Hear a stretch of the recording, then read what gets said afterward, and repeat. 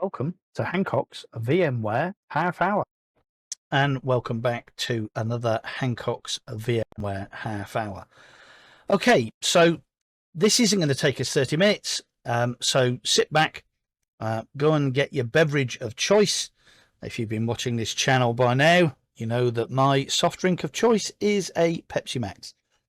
Not that I'm sponsored by them, but if I was, and there's the telephone.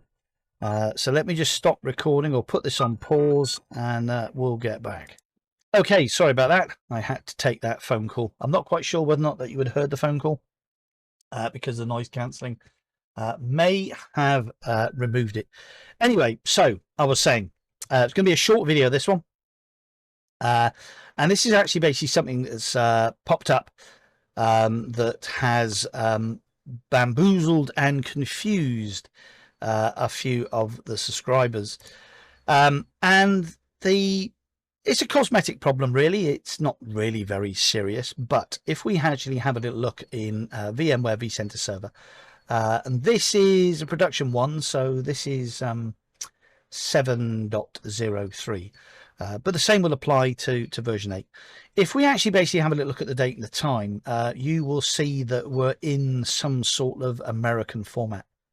26/02/2025. Now, the reason that this occurs, first of all, it's based on your browser settings. So if I have a little look at my browser settings, first of all, and I have a look at language, it actually basically says English United Kingdom. So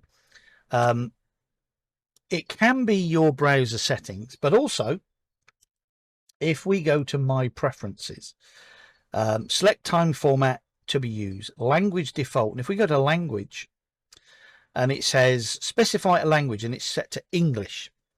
Now I think that's English US and not English UK. So if I actually basically select browser default, which is English UK, and I click save, and the browser will refresh, and voila, we have fixed our date and time to be displayed correctly as 26/02/2025 in English format. There we go. That's the quickest Hancock's VMware half hour ever. Less than 3 minutes, that one. So anyway, thank you very much for watching this video. If you've liked this video, then please thumbs up. If you don't like this video, then not likey, please thumbs down, but don't forget to subscribe.